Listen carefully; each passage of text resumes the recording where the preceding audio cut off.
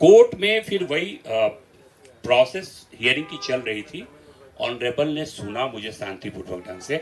मैंने उनसे रिक्वेस्ट किया कि देखिए ये सारे के सारे सेक्शंस बेलेबल सेक्शंस हैं और इस शख्स को कोर्ट पुलिस थाने में कायदे से बेल मिलनी चाहिए, कॉन्स्टिट्यूशनल राइट है।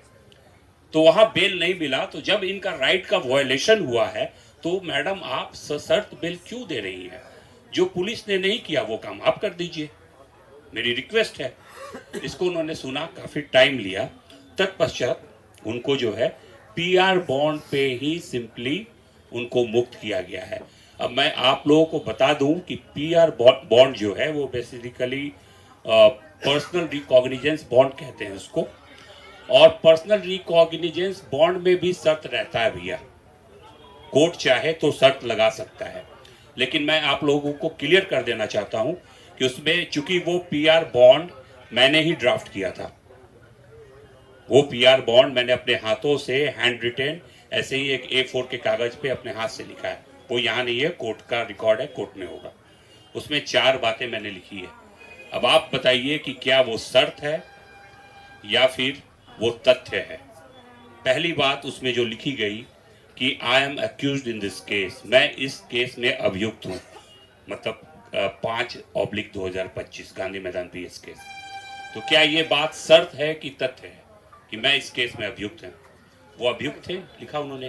दूसरी बात जो लिखी गई उसमें यह लिखी गई कि I am being enlarged on bail by this honourable court, इस कोर्ट के द्वारा मुझे जमानत पर मुक्त किया जा रहा है। ये शर्त है या तथ्य है, ये आप डिसाइड कीजिए, ठीक है। तीसरी बात जो लिखी गई वो ये लिखी गई, I will cooperate the police in investigation and face the trial. मतलब मैं बिहार पुलिस को अगर वो इन्वेस्टिगेट करते इस मैटर को तो उसमें सहयोग करूंगा, और अगर ट्रायल चलता है, विचारण चलता है, तो मैं कोर्ट में अपीयर होऊंगा। तो ये भी क्या शर्त है? क्या कोई भी भारत का नागरिक या भारत के संविधान को मानने से जो इनकार करेगा वही बोलेगा कि हम पुलिस को इन्वेस्टिगेशन में मदद नहीं करेंगे, और अगर मेरे अगेंस्ट ट्रायल चलेगा तो मैं इसको फेस नहीं करूंगा। ये कोई हार्ड एंड क्रिमिनल ही इस तरह का बात कर सकता है, एक टेररिस्ट ही इस तरह का बात कर सकता है। चौथा बात मैंने लिखा, अगर मैं ट्रायल नहीं फेस करूंगा और मैं पुलिस को कोऑपरेट नहीं करूंगा तो मैं 25,000 रुपया सरकार को दूंगा। तो आप लोग खुद ही डिसाइड कीजिए कि इसमें से कौन आपको शर्त लगता।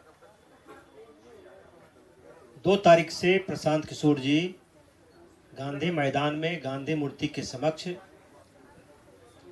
सत्याग्रह कर रहे थे। जिस दिन घटना घटी उस दिन 4:05 पर सुबह में बड़े पैमाने पर पुलिस का ऑफिसर और पुलिस आती है। सोए हुए लोगों को, प्रशांत किशोर जी सोए हुए थे और उनके साथ सभी सत्याग्रही साथी, सब लोग आराम में थे। पुलिस ने बहुत बर्बरतापूर्ण और जबरन तरीके से प्रशांत किशोर जी को वहां से उठाती है, बलपूर्वक बल का प्रयोग कर, और जाके सीधे एम्स ले जाती है। पुलिस ने ले जाने के पहले कोई होमवर्क नहीं किया था। जब वो एम्स जाते हैं तो एम्बुलेंस में एक डॉक्टर होता है। पहले डॉक्टर से कहा जाता है कि आप इनके स्वास्थ्य के बारे में जांच करें। एम्स जब वो पहुंचते हैं तो लगातार एम्स प्रशासन पर पुलिस प्रशासन और सरकार के लोग दबाव डालते हैं कि भाई आप इनको यहां एडमिट कीजिए, लेकिन उनके पास कोई पेपर नहीं है।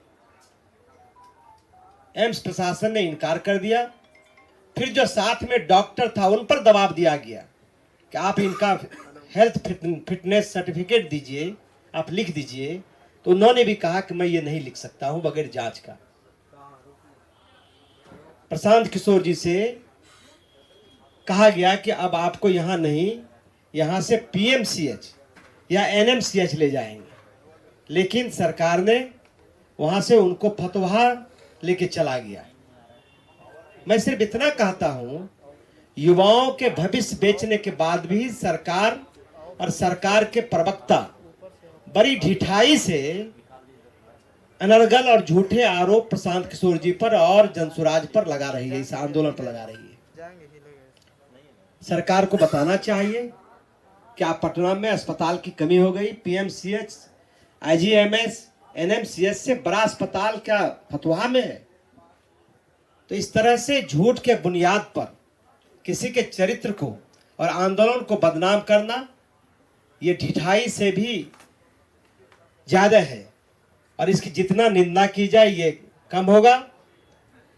जिस आंदोलन के बारे में जो छात्रों के भविष्य को बेचा गया है, करोड़ों 1000 से 1000 करोड़ रुपया से ज्यादा का जो सौदा हुआ है, उस पर सरकार का जुबान नहीं खुलता है।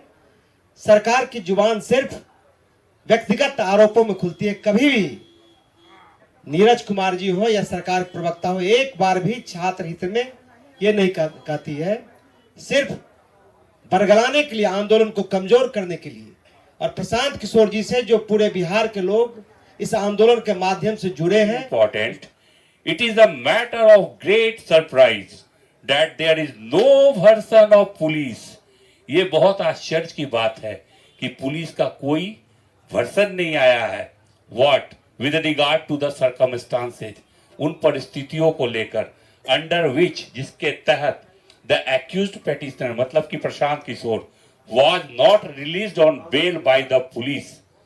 किन परिस्थितियों के तहत पुलिस का ऐसा कोई स्टेटमेंट नहीं आया है कि उनको बेल थाने से नहीं दिया गया, जबकि सारे के सारे सेक्शंस अवेलेबल थे। तो किस बेसिस पर प्रवक्ता महोदय कहते हैं कि उन्होंने थाने से बेल लेने से इनकार किया? और इस बात की एंट्री, अगर ऐसी बात रही होती तो इस ऑर्डर में रहता। आप लोग चाहें तो ये इसका ये ओरिजिनल का सर्टिफाइड कॉपी है हमारे पास, आप इसको देख सकते हैं, जो डिक्टेटेड करके साइन किया हुआ एसडीजीएम पटना का। ये सोचने वाली बात है कि जब वो कह रही है कि आई एम सरप्राइज्ड, जब बेलेबल सेक्शन है तो पुलिस का ये वर्सन नहीं आ रहा है कि किस परिस्थिति में आप इनको बेल नहीं दिए थाने से। तो ये सारी चीजें हैं, आपके सामने हैं, स्पष्ट है। ऑर्डर जब साइन हो गया है उसमें सारी बातें आ गई हैं, ठीक है। उनको जो है बेऊर जेल ले जाया गया, Beur jail without authorised paper ले जाया गया, वहां से थाने लाया गया। डिटेन्यू को इतना परेशान, आप तो उसको ऐसे ट्रीट कर रहे थे